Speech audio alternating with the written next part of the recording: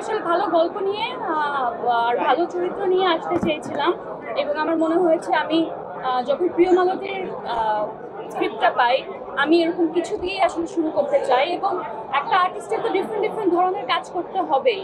তো যেটা আমি আগেও করে এসেছি, সব জনের কাজ করতে হবে। বাট মূলত আমার এই স্ক্রিপ্টটা অনেকদিন পরে অনেক বছর পর পছন্দ হয়েছিল, তাই আমি এরকম একটা জনরার কাজ দিয়ে শুরু করেছি। সামনে আরো অনেক ডিফারেন্ট কাজ ইনশাআল্লাহ দেখা যাবে। Double million offer Walton fridge কিনে পেতে পারেন 20 লক্ষ টাকা, রয়েছে কোটি কোটি টাকার নিশ্চিত উপহার। মালতীর জার্নিটা আসলে অনেক ডিফিকাল্ট একটা জার্নি, বাট কোনো না কোনোভাবে আমরা সবাই আসলে এই জার্নির মধ্যে দিয়ে যাচ্ছি।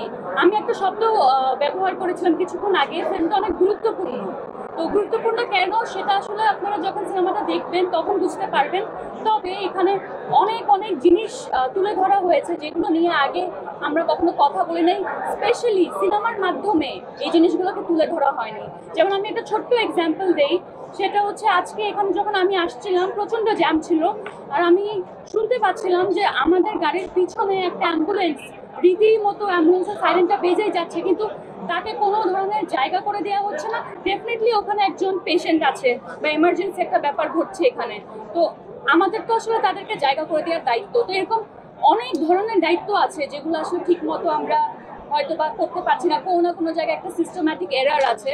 তো এই ধরনের এরারগুলোকে নিয়েই আসলে এই গল্পটা বানানো, এবং এই জন্য আমি বলেছি গল্পটা খুবই গুরুত্বপূর্ণ, এবং কোনো না কোনোভাবে সিস্টেমে যেই ভুলগুলো আছে সেগুলোর জন্য আমরা সবাই সাফার করছি। ওরকম একটা সাফারিং এর গল্পই প্রিয় মালতী। আলহামদুলিল্লাহ, রেসপন্স অনেক ভালো। সবার যে রিভিউটা পাচ্ছি সেটা বলা যায় অলমোস্ট 90% পজিটিভ, যেটা আসলে আগে একদম ভাবি নাই।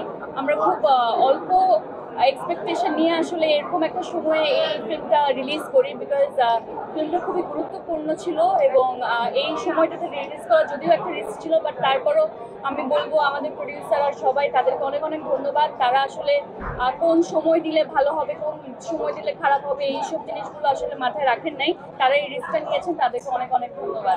দেখেন, আমরা ফিল্মটা বানিয়েছি কারণ আমাদের এই ফিল্মটা বানানো খুব জরুরি মনে হয়েছিল, এবং আমি চাইলে আসলে অন্য অনেক ধরনের ফিল্ম নিয়ে আজকে থেকে অনেক বছর আগে চলে আসতে পারতাম।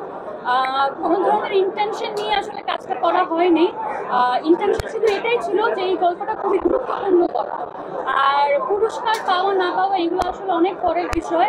তবে হ্যাঁ, এই ফিল্মটা ইন্টারন্যাশনালিও অনেক ভালো করেছে, ডিফারেন্ট ফেস্টিভ্যালে প্রতিযোগিতাতে জায়গা করে নিয়েছে। এটাও আমার মনে হয় এক ধরনের বাড়তি অর্জন এই সিনেমার জন্য। Thank you.